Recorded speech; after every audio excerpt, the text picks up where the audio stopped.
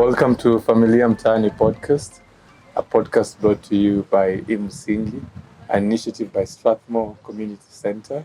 And we're here to talk about families as the smallest unit of the society and within our experiences and share stories, maybe advices we've picked and anything in between as we go by. So today I would like to welcome my guest. Maybe I'll let him introduce himself, giving himself justice. Hey, can you blow your trumpet a bit, please? Well, I'll try to toot it. Okay. To toot my horn now that you say blow trumpet. I think Okay. in Africa we are used to Pan-Africanist that you toot it. Okay. Anyway, my name is John Madowo. My background that is in clinical medicine and counseling psychology as a profession. I'm very much happy to have been invited here by you to be part of this particular conversation. Familia Mtaani. Karibu. I like your particular heading of the show, Familia Mtaani. You say you're part of Imsingi is sponsoring this? Yes, Imsingi. We are under Imsingi. Okay. Yes. That's quite interesting. Not so long ago, I was chatting with Dr. Kitari, who is part and parcel of Imsingi, right? Oh, wow, yes. And I find that it's quite interesting. What I'm into right now, this is to jump just right in because I see that it's partly what I'm part of, partly what I'm up to right now. Mm-hmm. And what you're up to right now? Yeah. Yes. Which is, I run our school wellness program, actually. It's in a private clinic called Apotheke Mind Health. Can you repeat that? Apotheke Mind Health. Apotheke is simply from the German word Apotheke, which is a pharmacy. This is the Mind and Health bit of it is an addition to the parent company, which primarily we offer outpatient medical services. Okay. Yeah, and as a school, in the platform of school wellness, we raise awareness as regards the mental health issues that learners face in high schools. Okay.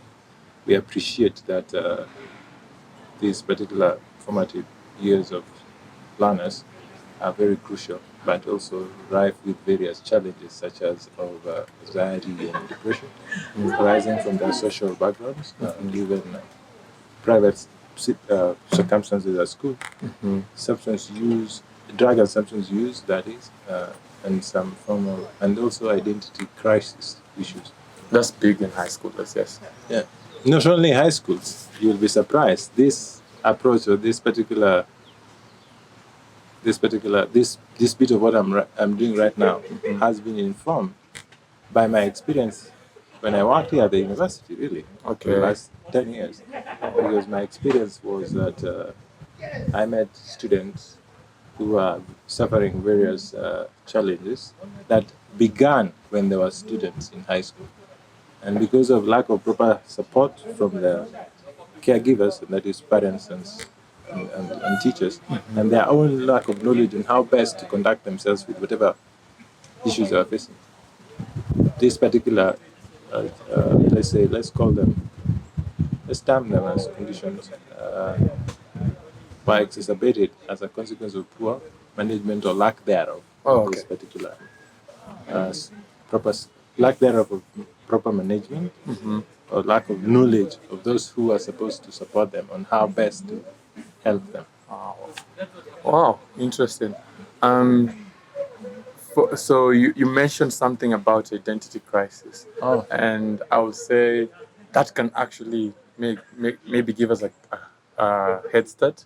And one thing about Familia Mtaani is to find that holistic approach to really the nurturing of, it's more of children as a community, or nurturing everyone as a community. And the identity crisis is a big part of, as you have mentioned, not just high schoolers. I think maybe it starts from young, maybe. I don't know what age. I don't know about me having an identity crisis. Maybe I had one. Maybe I just didn't know or understand this is an identity crisis per se. But tell me about identity crisis. I wonder why that strikes you. No, it strikes me because it feels it's part of what teenagers go through. And one of our biggest audiences, or maybe the age gap, some are teenagers, Okay. or the people we're trying to also impact with this. Very well. Yes. Thank you, because now I see where you're coming from. Okay.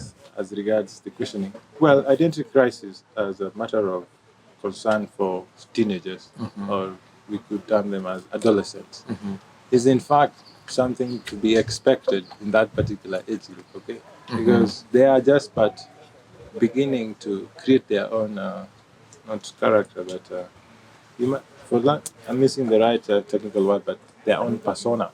Okay. They are learning, beginning to differentiate from their families. Okay, they're beginning to find themselves as individuals by themselves. Okay, so as such, then when one is born, let's say as an infant, they say an infant ordinarily can never is separate themselves from their mother. It takes them a while to come to note that, okay, fine, I am, but a different party or a different being from my mom. Oh, okay. A baby does not know how to do that. Okay? But in the process of their development, there is physical and social development. Okay? One begins to actually differentiate. Differentiate in this sense is find outlines that actually make them find borders. Actually, it's actually finding the border. It's not making them, but find that, okay, so if you have a brother, you see that, okay, so I'm an individual separated from him, and I'm an individual separated from my mom or dad, and as such, this is how I would like to conduct myself.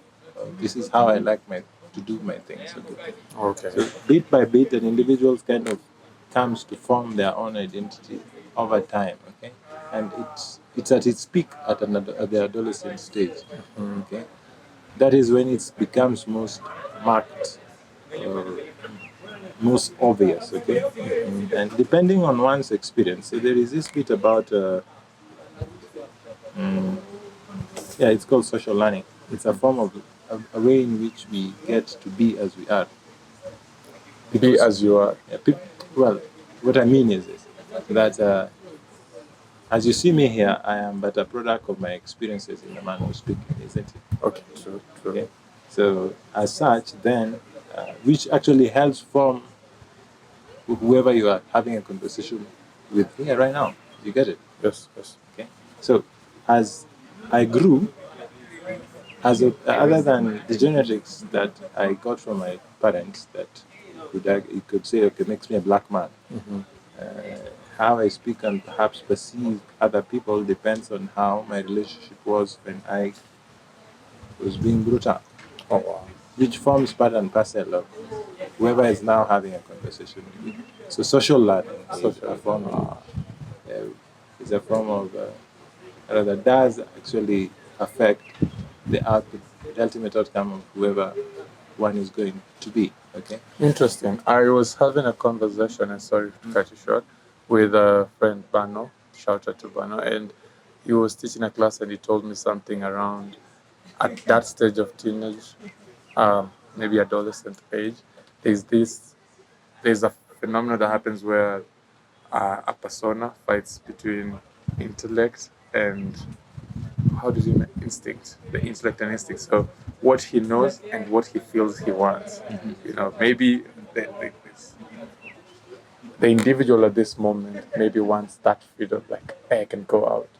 But then the intellect is what he knows from the cautionary tales by the parents or maybe the guardians. So I don't know if that rings a bell to you, or you haven't explored that side of things. You speak of what your friend mentioned at the stage, and that is intellect and Instinct, intellect and instinct. Maybe I might be getting the two first as well. I'm just intellect and instinct came out. Intellect and instinct. I actually even tweeted about it. Intellect and instinct. and you give the example of what they might want and what they know as what their parents or guardians have tried to inform them of. Yeah, because mostly they come from this point of I've been told not to do this, but then that time is that strong urge, maybe from peer pressure or what's just around, or maybe fear of missing out. Okay. Well, one thing to note, and this is in adolescents, in the adolescent stage, it's oftenly as we were trying to build the point we were trying to build earlier. It is a point where persons at rather individuals are developing their own persona. Okay, and they're trying to move from what they have been shaped or rather what has been told to them, and at least try and experiment with whatever actually this touches Yeah. about your question. They begin to experiment with whatever they've been asked never to be, not to be part of. Okay, but it's better to understand. Is that part of self-discovery? I don't know whether I'll term it that, but just to normalize this for whoever adolescent or parent that might have an adolescent they're taking care of. To normalize this for them is that at this particular age group, you find that young persons are going out of their way to try things that they were previously asked never to take part in. Yeah. So you might find a young person beginning to actually try out a drug. Or vaping is one common thing in these days in most high schools, or smoking for that matter. So you find a young person, or even in the university, depending on what kind of family one was brought up in. I was having a conversation with a father of about 6 children who says there are some parents who are helicopter parents, who are but always there watching over what all their children are doing.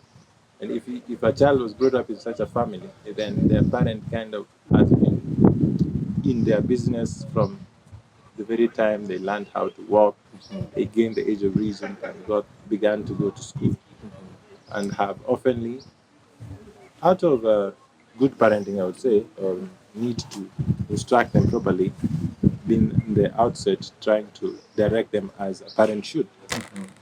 And it comes to this point when most often is from about 14 to about 18 or so years, I think. It could sometimes go to up to 22. Okay. You find that these kids, they live, rather they're in, now we have junior and senior high schools. Yes. So most of them they're in senior high school. And they begin by experimenting with the drugs, for example. Okay. Something that perhaps they've been told, oh, please don't smoke, please don't drink. And then the parent will be like, okay, so how is it that this child is beginning to like this? Well, we've tried to give him the best example. Now one smokes at home and everything. Just to understand that at that age group, it is normal for them to try out, to experiment with substances, actually. Okay, you've said it's normal, right?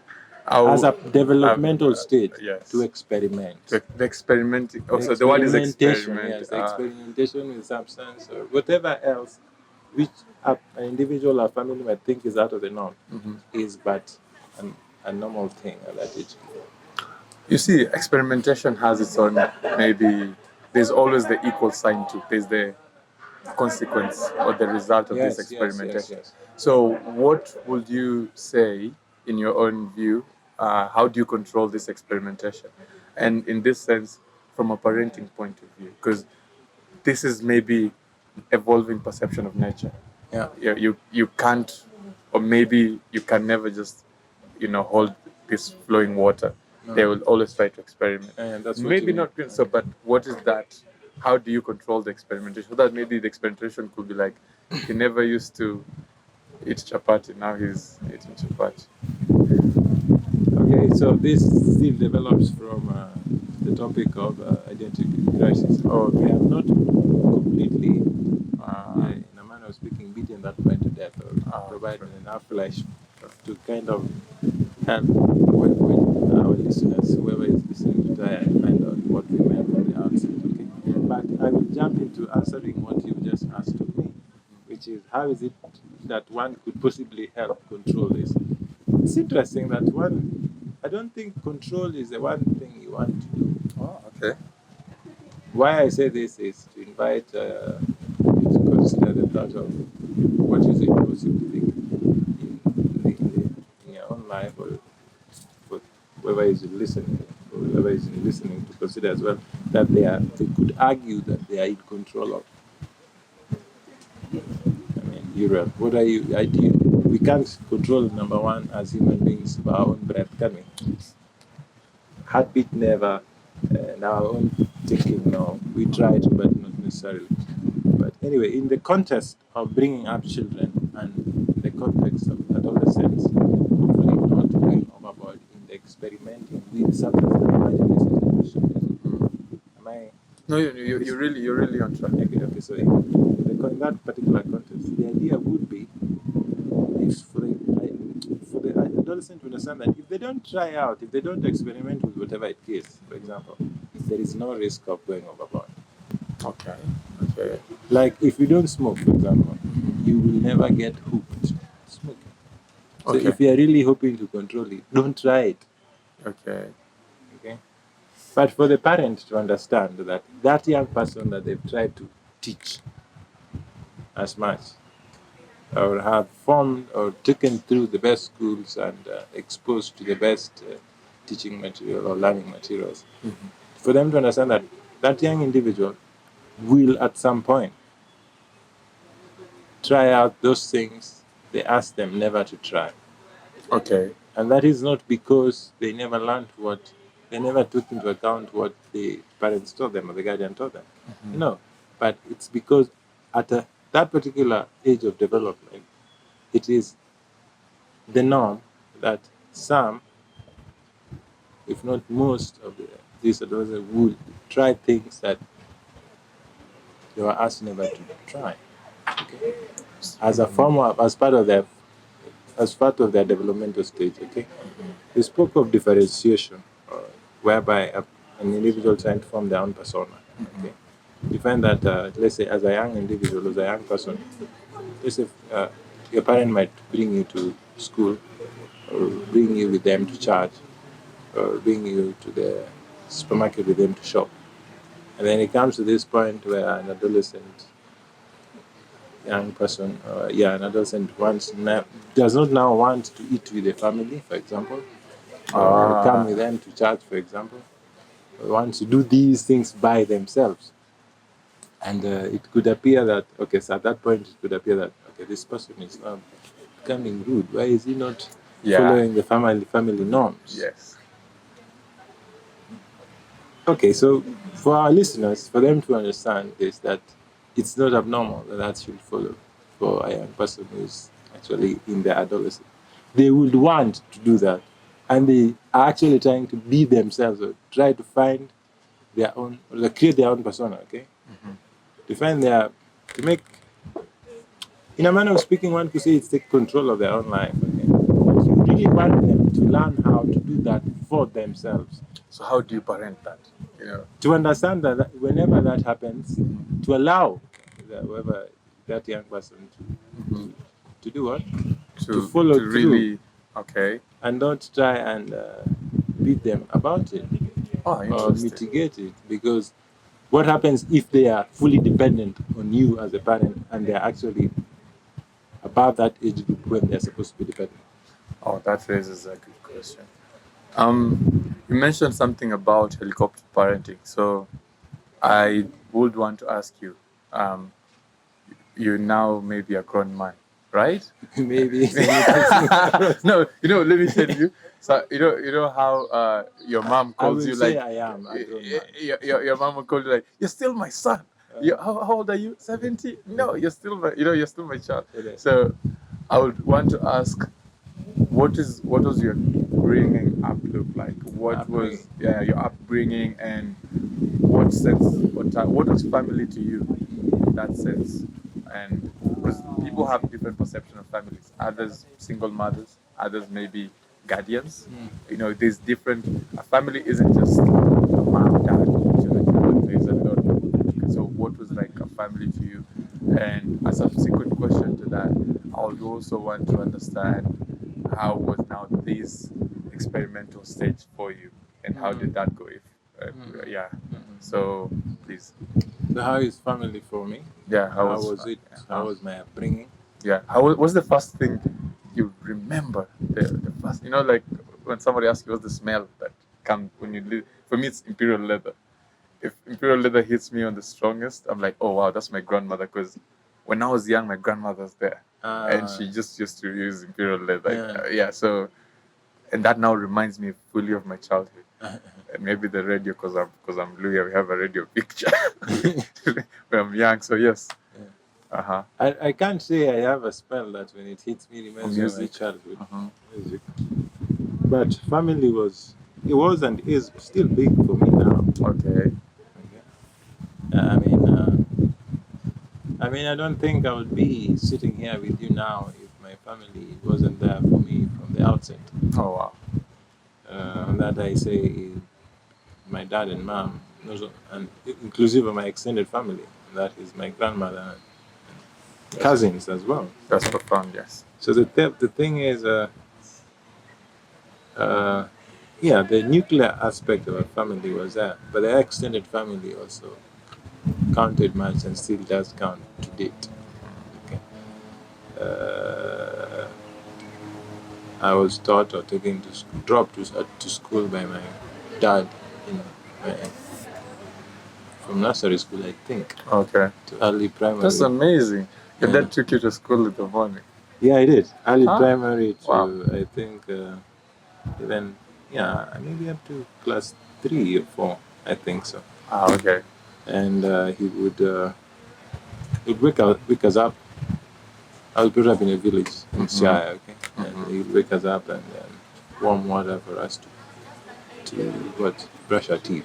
Warm water to brush teeth? Yes. Wow. And wash face. Yeah. Okay.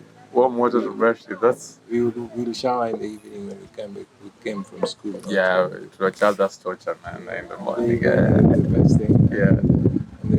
And he made us breakfast. Your dad? Yes. Oh, what a man. What a man. I agree. And brought us to school as well. Okay. So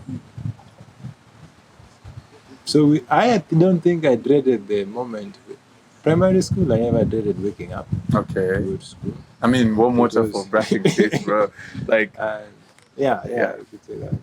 I never did because I was never whooped at school for being late either. Okay. Again, because I was brought to school.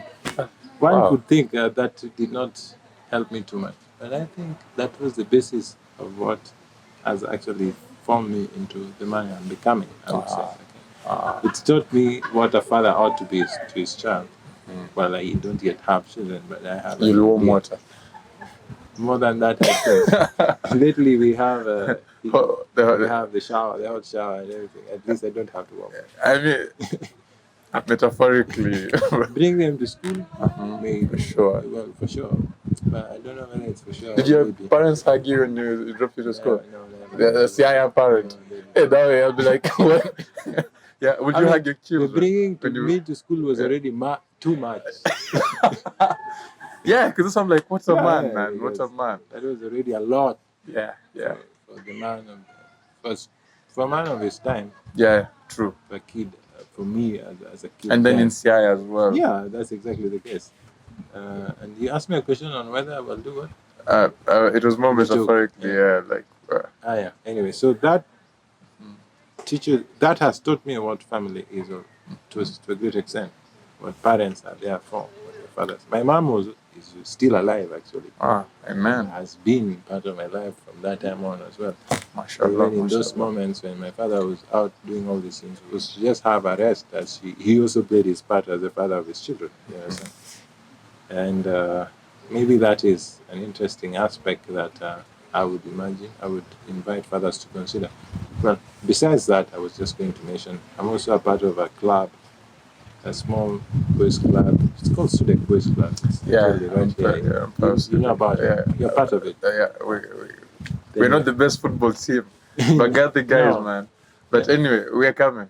No, it's not that particular Sudek. Oh, no, I know the other Sudek that you're talking about. I'm just saying our team, man. It's not the best. Anyway, it will be. Why I mentioned this is that in consequence to the fact that we are always seeking to have father-son activities to help sons bond with their fathers, following us in this particular economy. Most parents are absent from home. That's true.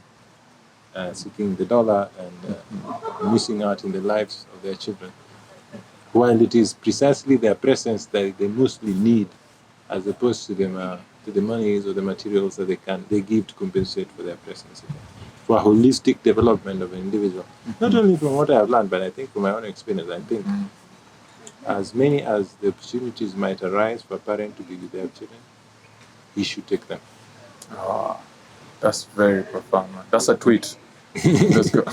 He should take them because it is during those moments when they are together that they learn what kind of person they should be. Okay? And they also, I like to leave it at that. There are many more things I could say. Wow.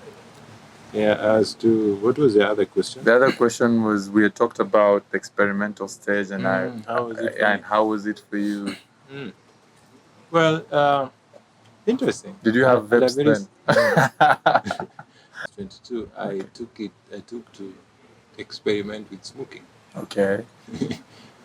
And that did not go too well in the sense that it's 13 years later that I stopped my experimentation. 13. Wow. Yeah. What an experiment. Yeah. You guys, that's a big period, man, for all that lab experimentation. I know. Okay. Unfortunately, yes, it is. I say this as a smile because as of now, it's not anything that bothers me any longer. Oh, amazing. Yeah. Amazing. Yeah, so 13 years from, that's past, is this past adolescent already? Indeed, it is. It was past the point when I should have been experimenting. By the way, I was 22 and I was okay. How was that journey now, like breaking this cycle after 13 years? Yeah, that was an interesting aspect there, I think. So 13 years later, I came to this point where I thought to myself, okay, so I think I've spent enough money. Oh, it was smoking. One, spent a lot of money in smoking. And I don't think I wanted to lose my teeth when I was younger, because that happens with cigarette smoking. And I also did not want to die of something that I was beaten up for by God, for my faith. The fact is that if I suffer something I could have prevented, I should earn some beating. Yeah. If you believe in yes, I do. And I hear you. And when you outrightly decide not to mend your ways when you knew you ought to have. Did you read Revelation? Well, in my Christian life, when I was a Catholic, we go through the whole Bible. So at some point, I think there must have a common point. Yeah. So, and so I took measures where I actually. There is a book that was talked to me about. Actually, 10 years before I actually came to stop smoking. Oh wow! That I never took so seriously. It's actually called The Easy Way to Stop Smoking. The Easy Way to Stop Smoking. Yes. I forget. What a book! I forget the name of the author. But that's just the direction. He was not trying to beat around the bush. No, he wasn't. And actually, the challenge for me was, okay, so with my medical background, I was like, what is it that I can read about, so someone can teach me that I have never thought of that will make me stop smoking. Okay. Until I read the book.